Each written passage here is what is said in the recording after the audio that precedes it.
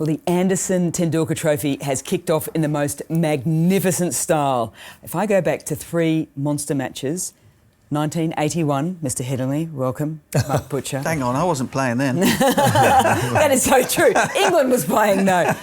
2019, I'm down in the doldrums, but what a magnificent match. I know you won't be overly happy today, Ravi, but again, what a ridiculously good match at Headingley. This ground just keeps on producing magnificent wins. It is a loss, but it's one for the ages. So you've got to give Mel credit where it's due. And for England to just hang in this contest when India were 430 for 3, on day 2, is an achievement in itself. To claw their way back in both the innings. When India were ahead of the game, England could have been shut out of the game, way before.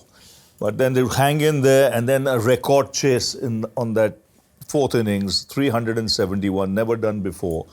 And then to have the calmness, the composure, the temperament to add over 200 for the first wicket. Duckett, I thought, was special today. I think he was the key in setting that platform. The way he batted, the tempo he maintained, didn't allow the bowlers to settle down, didn't allow Jadeja to settle down. I think that set the tone. And a show of real character and well-deserved. Coin toss vindication, one might say. Yeah, I think so. I mean, there's 2 ways to look at it, aren't there? I think that if Ben's honest, and I hope Mike Atherton asks him at the presentation, were there periods where you were thinking, hang on, maybe not? There were 2 moments, I guess. Ravi's already mentioned 430 for 3. Shoaib Bashir picks up the wicket of Shubman Gill, and suddenly India fold like a pack of cards. And Bumrah then comes out and bowls the most astonishing opening spell, doesn't he? Gets the wicket of Crawley. England are lucky not to be 3 or 4 down within the blink of an eye. And once they get themselves in and the pitch sort of quietens down in the first innings, you'd expect them to kind of track down that first innings score and have it be an even game at the halfway point. But then India come out again. KL Rahul gives an absolute masterclass, and the pitch is misbehaving at this point, right? We're getting plenty of up and down stuff. KL had to play courageously, got bashed on the hands plenty of times, on the body, it's going up, and the cracks. You remember when we turned up on day 4 and looked at it and went, whoa, okay, this looks fruity, And so you're thinking that anything that you're going to have to chase on day 5 is going to be hard work. But again, England's bowlers, massive collapse for India at the back end. India can't put the whole thing to bed and take it out of England's reach. So the bowlers, again, huge tick. Josh Chung, who kind of at times looked a little bit innocuous, but once he got a sniff of the tail, was irresistible. And then on day 5, we turn up. It's cool. The pitch actually looks better on day 5. Oh, man. We'll keep going. OK, You're right. OK. So then we get to day 5, and it's cool. We'll try again. Sorry, boys. No worries. You've got to get outside. We need to hurry up. When I need him, he's not there. Well, the test has just finished, and there is a train at 7:45 we're trying to grab. So you finish that, Ravi. You keep going, Mark. So Dave, we turn up day 5, and England still need 350. Yeah. And the pitch actually looked better from the outset on day 5 than it had done on day 4. And so you're thinking, OK, your bowlers are going to have a little bit of their work cut out for them, but still. 350, 371 run chase. You think they can't do that again. But Duckett and Crawley, I thought, were absolutely outstanding in that first session this morning. Set the whole thing up. And from there on in, Gill and India were kind of chasing their tails. Yeah, I thought that was a fire alarm, by the way. That's an interesting ringtone. 7 for 41 in the first innings, 6 for 31 in the second innings. That's something that they're going to have to address coming into the next test. No question, that you expect the tail to show more bottle. In this day and age, you expect your tail to wag. In the sense, at least show some stubbornness, stand in there when another top order players batting with you. To cave in and lose 6 wickets for 40 and 7 wickets for 40, like way you've done, doesn't augur well. And when you look back at the series, you've got 500s in this game, and still you're on the losing side. Means if England were to run through the top order early in the next Test matches coming up, and if the tail ender is backed in the same fashion, you're asking for big trouble. So they've got to get into the nets. You need those throwdown slingers to have a real go at them and make them work on their technique and stand up tall there. Yep. Pope and Crawley. That was probably the two positions in the batting order that people were sort of just having a little murmur about here and there. I mean, we spoke about Duckett, 149 today, which was magnificent to go with his 60. But they were the two positions, and both of them in the first innings for Pope and the second for Crawley have stood up. Ollie Pope, I thought, played as well as I've seen him, actually. Yeah. You know, high-class bowler in Bumrah. In the early parts of his innings is where he normally has the problem. If he gets himself in, you know, he scores hundreds, he scores big hundreds. But I thought he looked very, very assured, less of the sort of like the fidgetiness that we see from him at the start. And I think that's one of the innings that he'll be most proud of in his career. Obviously, he made that incredible 190 against India, you know, on England's last tour. But I think that was as good an innings as I've seen. Really, really composed, really controlled. And England needed it at the time. And Zach Crawley, exactly the same, actually. You know, he got that incredible delivery from Bumrah in the first innings. And, you know, we weren't saying that had he played the ball with a straighter bat that he might not have nicked it anyway. It was such a good delivery.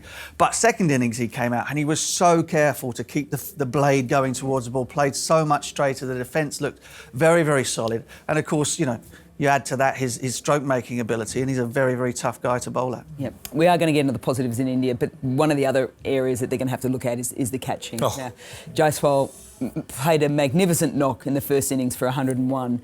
He put down 3 catches of 3 key players that basically cost them 114. So he's almost nullified that century there and then. And you drop catches. You drop 5 catches in the first innings, and a few more in the second. I mean, it's going to cost you. This is Test match cricket, and some of those catches were pretty straightforward. So, plenty required to be done over the next few days. Plenty of food for thought.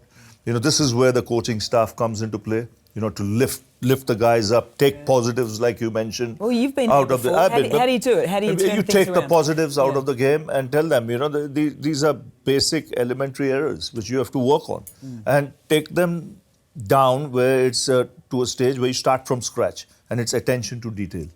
You know, you take it one day at a time, but go back to scratch and start from zero again, and work up from there, and think of the positives. And go out and play the next Test match. But work on these little bits, you know, what you've missed out on over the next few days. Tail end batting, catching. This will be a hard pill to swallow for them. When they're in the change rooms right now, is there an initial message that you would be saying? It will be. It will be a tough pill to swallow, because it's just telling, you know, back of the commentary box is telling Butch, you've lost 3-0 against New Zealand, right? You've lost a series in Australia. Yep. Now this is a tough series. You had your opportunity to go one up here. You know, with England having problems with their bowling attack, the injuries that have, you know, they possess, and you've blown it. And now it's catch-up time. You've got to go and show some real character, and the knockout punch has to come in the very next Test match. If that doesn't happen, then you're really looking downhill. So whenever there's a counter punch, if you're down, it has to happen quite immediately. Yeah. So they have to realise that. Yep. Confirmation Ben Duckett is player of the match for his 60 and 149. I love the little byplay between him and Siraj throughout the innings as well. Expecting to see that in the second Test at Edgbaston. Speaking of which, any changes can you see at all for England? I don't know. It depends perhaps on which fast bowlers may be fit. But if Jofra Archer's playing up in Durham, I don't know, it feels a little bit too soon for him. I'd like to see him get a little bit more 4-day cricket under his belt and get a bit more match hardness. So possibly not. You know, the batting order is kind of taking care of itself. So maybe not for England. For India, you know, they've got a question over Shardul Thakur's position in the side batting at 8. You know, Athers was saying on the TV that if you know, that if your number 8 isn't going to score you any runs, are you better off playing somebody that might take you more wickets? I mean, as it happened, he did end up on a hat-trick, but the game was kind of too little too late. And so they might think about Kuldeep. It's likely to be dry. It does take spin at Edgbaston, so that might be an option for India. I mean, there's one more thing I want to say, is that Ravindra Jadeja was such a key bowler, I think, for me today. And for somebody of his experience to take as long as he did to get the ball wide enough to get it in the rough more often. The analogy I'd use is this. It's like owning a hammer and then trying to punch nails in with your fist. Use the tools available to you, you know. Yeah. And when he did sort of realise it and did get it wide enough, it caused all sorts of problems to Ben Stokes. Ben Duckett got out shortly after he'd started to go a bit wider, albeit at the other end. And I just thought, if you're talking about Gill as a captain, you're talking about sort of India on this tour, they kind of need to pick up on those little tricks much sooner.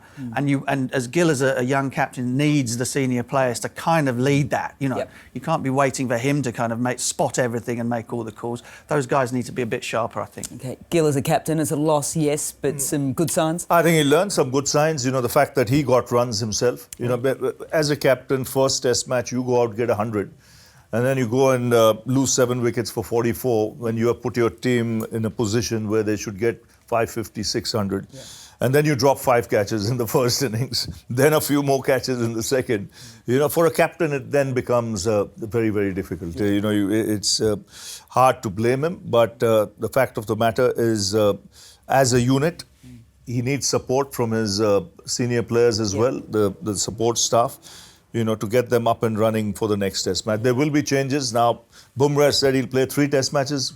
Now, which of the 3 he'll play, that's, another question to be asked. I think if he takes a break, it'll be in the next one because he'll definitely want to play at Lord's, right? And there's a break, and then you go into Lord's. Then there's a break, and then there's a choice between Manchester and the thing. It could be 2-0 down. Could be 2-0 down. So that's the problem. It's risky, isn't it? I think he's got to play it. He's got to play, yeah. I think he's got to play. Yeah. Okay.